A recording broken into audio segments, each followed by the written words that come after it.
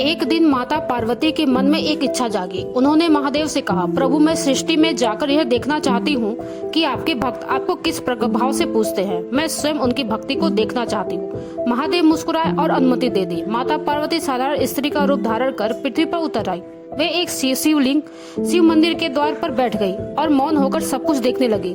सुबह से शाम तक भक्त आते रहे। कोई जल चढ़ाता, कोई बेल पर अर्पित करता, कोई मन ही मन अपनी पीड़ा कह जाता।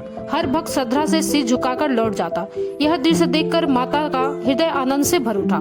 लेकिन श्रद्धा के समय एक दृश्य ऐसा आया जिसने उन्हें भीतर से झकझोर दिया। मंदिर की सफाई करने वाला एक व्यक्ति आया।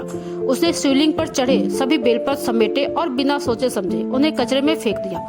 जिन पत्तों को भक्तों के श्रद्धा से चढ़ाया था वे क्षण भर में अपमानित कर दिए गए। माता पार्वती का हृदय पीड़ा से भर गया। वे उठी, कचरे के ढेर से एक एक बेलपत्र उठाने लगी और जंगल की ओर चल पड़ी।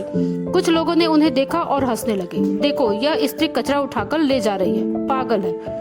उन ठहाकों ने माता के मन को और भारी कर दिया, पर वे चुपचाप आगे बढ़ती रही। जंगल में एक पेड़ के नीचे बैठकर उन्होंने वे बेलपत्र अपने आंचल में रख लिए और कहा, जो मेरे स्वामी को अर्पित हुआ है वह कचरा कैसे हो सकता है? यह तो मेरे लिए अमृत है। उस दिन से माता रोज मंदिर के पास बैठने लगी। जो भी बेलपत्र फेंके जाते वे उन्हें उठा ले जाती। उन्होंने संसार की परवाह छोड़ दी। समय बीतता गया, उनका शरीर दुर्बल होने लगा, रंग सांवला पड़ गया, पर उनकी भक्ति और भी गहरी होती चली गई। एक दिन उन्होंने मिट्टी के एक छोटा सा शिवलिंग बनाया और उसी के पास लेट गई। बहुत समय बाद उन्होंने उन्हें खोजते खोजते उसी वन में पहुँचे। उन्होंने देखा एक दुर्बल थकी हुई स्त्री मिट्टी से शिवलिंग के पास सोई है। उन्होंने उसे पुकारा।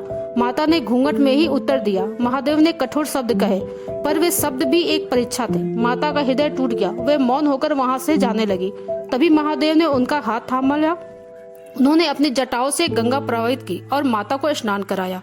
जैसे ही जल उनके शरीर पर पड़ा, तपस्या पूर्ण हो गई। क्षण भर में वह दुर्बल स्त्री नहीं रही, वह शक्ति, सौंदर्य, करुणा की सजीव मूर्ति बन गई।